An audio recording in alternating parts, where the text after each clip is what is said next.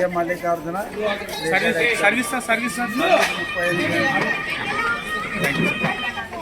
చేసాం. అందులో ఆ ప్రోగ్రామ్ సక్సెస్ కావడానికి కారణం ఏమిటంటే ఆ మల్లికార్జున సార్ యొక్క నిదానమే.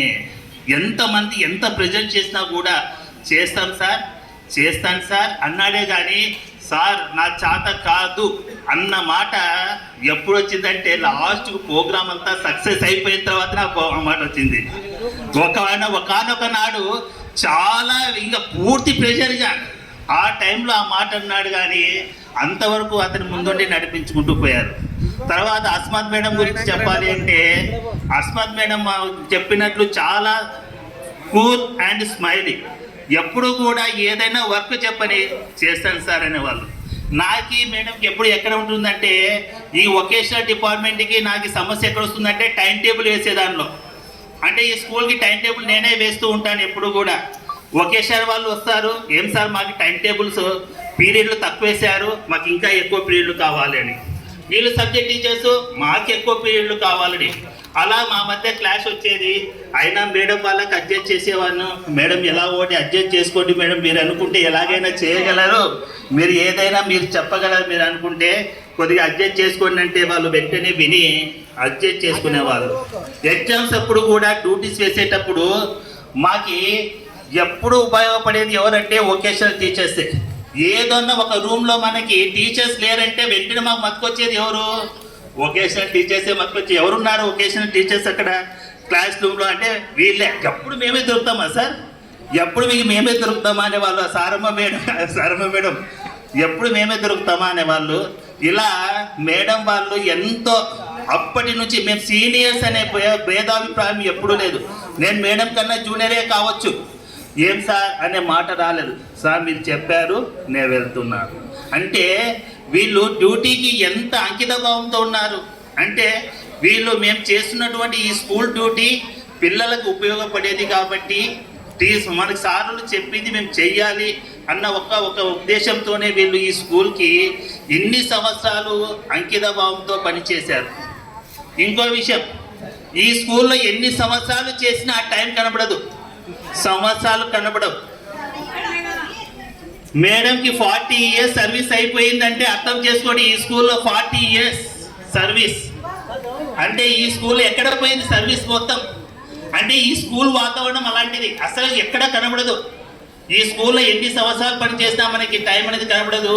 నేను కూడా 25 years పనిచేశా కానీ టైం అనేది కనబడదు. కాబట్టి ఈ మున్సిపల్ హై స్కూల్ వాతావరణం చాలా మంచి వాతావరణం. ఇలాంటి మంచి వాతావరణంలో పనిచేసి రిటైర్ అవుతున్నటువంటి మీరు నిజంగా చాలా ధన్యులు.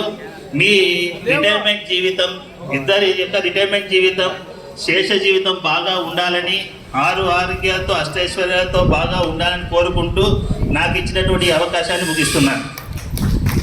2025లో ట్రాన్స్ఫర్లో పోయినటువంటి ఉపాధ్యాయులకు, నాతో పాటు పనిచేసినటువంటి పదవి పొందినటువంటి ప్రధాన ఉపాధ్యాయులకు, ప్రస్తుతం ఈ పాఠశాలలో పనిచేస్తున్న ఉపాధ్యాయులందరికీ good evening sirs and madams. Sir వాళ్ళ బంధువులకు, మేడం వాళ్ళ బంధువులకు అందరికీ గుడ్ ఈవినింగ్.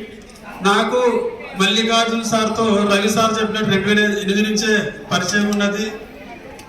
మరి సార్ నా గురించి ఎప్పుడు ఒక మాట చెప్పేవాడు.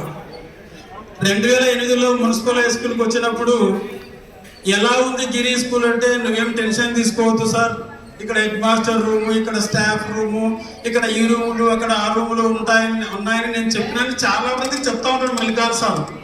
నాకు ఈ రోజులు గుర్తులేదు. మరి ఇంత సార్ దాన్ని గుర్తుపెట్టుకొని చెప్పినందుకు చాలా సంతోషం సార్. నేను మీతో ఈ విషయం మాట్లాడదామని అనుకున్నాను. తర్వాత నేను ఇదే పాఠశాలలో 21 సంవత్సరాలు స్కూల్ అసిస్టెంట్గా పనిచేసి ఈ పాఠశాలలో ఈ వేదికపై ఎక్కడ మీద రెండవసారి, గత సంవత్సరం రిటైర్మెంట్ ఫంక్షన్లో, ఈ సంవత్సరం రిటైర్మెంట్ ఫంక్షన్లో ఈ స్టేజ్ పైన మాట్లాడే అవకాశం కల్పించేందుకు ఈ పాఠశాల ఉపాధ్యాయులందరికీ చాలా థ్యాంక్ యూ సార్. మరి మా స్కూలు నేను జాయిన్ అయినప్పటి దగ్గర నుంచి ఈ 2 స్కూళ్లను, ఒకటి నంబర్ 1 యూనివర్సిటీ, 2 నంబర్ 2 యూనివర్సిటీలో ఫీల్ అవుతుంటాను. ఇదే స్కూల్లో పనిచేసినటువంటి ఉపాధ్యాయులుగా నేను కానీ, రవి సార్ కానీ, ఫయాజ్ సార్ కానీ, ఉరుకుందప్ప సార్ కానీ గత సంవత్సరం హెడ్ మాస్టర్లుగా పనిచేసినాం. మరి ఆ సంస్కృతి మరి ఈ స్కూల్కి వచ్చినటువంటి సుధాకర్ సార్కు మరి నా మిత్రుడికి ఎఫ్ఎస్సి హెడ్ మాస్టర్ అవడం చాలా సంతోషం నాకు. మరి ఈ స్కూల్ హెడ్ మాస్టర్లను సృష్టించే ఒక పెద్ద గడిలాగా నేను ఫీల్ అవుతుంటాను. మరి నేను కూడా ఎప్పుడు నిజంగా ఇంత సర్వీస్ ఉండి పనిచేస్తూ కూడా ఎప్పుడు స్టేజ్ పైన ఒక్క నిమిషం మాట్లాడాలంటే కూడా నాకు చేతులు కాళ్ళు వణికేవి.